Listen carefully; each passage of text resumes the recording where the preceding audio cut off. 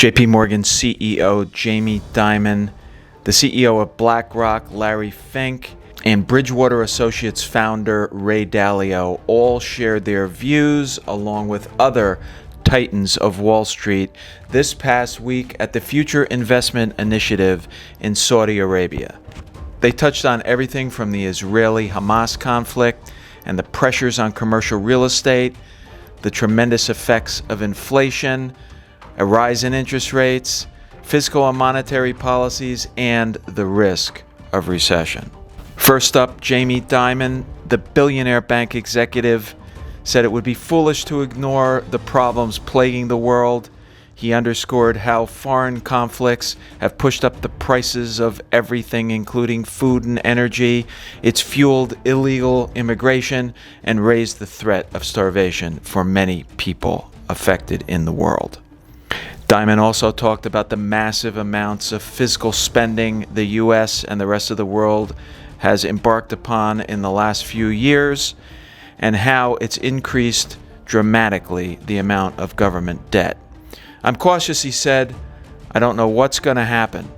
The JPMorgan CEO also pointed out that central banks' economic forecasts have been dead wrong over the last 18 months and recommended investors be prepared for a fresh set of challenges next year. When you look at the geopolitical situation, as complex as we've seen, I don't know if it's 1948 or 1938. Obviously, we all hope it goes away. I think it's a little bit of wishful thinking. It's going to take real leadership on the part of many people out there. And then I look at the financial situation, the fiscal spending, which is more than it's ever. I'm talking about the United States, but it's almost true around the world. It's more than it's ever been in peacetime, by a long shot, with the highest debt levels we ever had by government. And there's this kind of omnipotent feeling that central banks and governments can manage through all this stuff. I'm cautious. I don't think it makes a piece of difference whether rates go up 25 basis points or more. Like zero, none, nada. I think whether the whole curve goes up 100 basis points, I urge people, be prepared for it. I don't know if it's going to happen. But I look at what we're seeing today more like the 70s. A lot of spending, a lot of it's going to be wasted. I'm in favor of this whole ESG effort. On the other hand, if you look at the way we're going about it, it's almost like governments want to whack them all and force it, but no carbon taxes, no rational way to go about it that would be more important. In the United States, for example, you can't build pipelines to reduce coal emissions. You can't get the permits to build solar and wind and things like that. So we better get our act together. I'm hopeful when I listen to all the R&D, see it around the world, we will make the breakthroughs we need to beat climate, but it's going to be a day later and longer than it should be because of our own basic incompetence. I also want to add one last thing. I'm taking it from Bob Gates. To fix this, it's going to take real leadership from the Western world, in particular America, but leadership which is not just military, diplomatic, development finance. And this development finance, I don't know if Ajay's still here, what we need in development finance dwarfs what governments can do. So it can't be done without private capital, and private capital isn't going to come in if you build something that gets taken from a government or something like that. So we have a lot of work to do. It's one of the reasons I think these events are positive, but I would be quite concerned. And the other thing about when you look at economics, I think people prepare for possibilities and probabilities, not calling one course of action, since I've never seen anyone call it. I want to point out that central banks 18 months ago were 100% dead wrong. Okay, so maybe there should be humility about financial forecasting. I would be quite cautious about what might happen next year. Ray Dalio, the legendary investor and founder of the world's greatest hedge fund, said he was pessimistic about the global environment. He highlighted political tensions within and between countries, historic amounts of government debt in the U.S. and in other countries, and of course, the Russia-Ukraine conflict along with Israeli-Hamas conflicts. For next year, are you optimistic about the global economy or pessimistic? Pessimistic.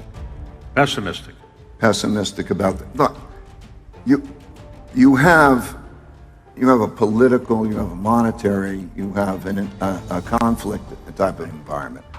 At the same time, you have the greatest inventiveness. We talk about this fabulous technology development that has so much potential to produce wonderful things, and then it's it could be a problem.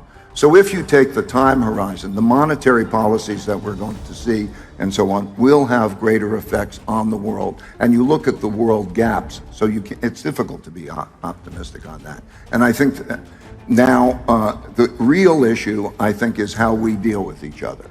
Okay? If we, it was said earlier very well, you know, peace.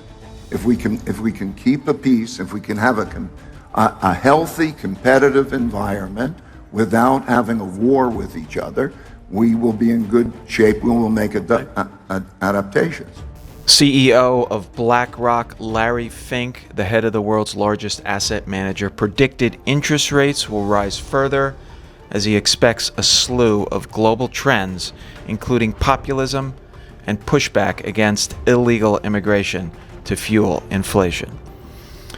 However, Fink ruled out an economic downturn or full-blown recession next year, as he believes government spending programs will shore up output, and the Fed's hikes to interest rates will take a while to cool demand. We've had a government, I'm talking about the U.S. now, that in 2000 we had an $8 trillion deficit.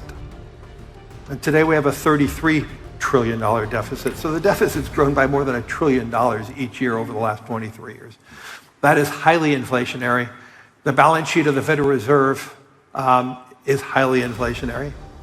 And so all these different measures are much more structural, much more difficult. So as a result of that, interest rates are going to remain higher. Opportunities for investors are going to be able to be very patient. You could do nothing and enjoy a positive return. All right. So are you expecting a hard landing or a soft landing in the United States, or you just can't project? We will not see a hard or a soft landing in 2024. The amount of fiscal stimulus that is just entering the economy, which is very inflationary. The CHIPS Act, the IRA, and the Infrastructure Act, about $970 billion. The largest peacetime, non-pandemic moment of fiscal stimulus. At the same time, our central bank is trying to arrest the economy. And so that's just hitting the J curve. And you see in labor settlements right now what's going on, and labor talk, 25% increases in wages. So I don't see a problem, but I do believe the Federal Reserve is going to have to raise rates higher, which probably will mean by 25 we may have a soft, we may have a hard landing. That is the only way I see how we're going to be arresting this, but I don't expect it anytime soon. I think the power of the economy, the power of the consumer that Jamie about a lot, is giving me comfort that the economy is fine. While these titans of Wall Street all have their own views, it seems certain central bank incompetence combined with enormous fiscal spending by the governments around the world, but particularly in the United States, will continue to put pressure on the economy and increase demand and continue to cause inflationary pressures to skyrocket. This will result in a rocky economic future coming up in the next year or two, and in my opinion, ultimately, a recession in the 2024 timeframe. Stay tuned to this channel for further updates, and if you got value out of this, please like and subscribe. Thank you, and we'll see you on the next video.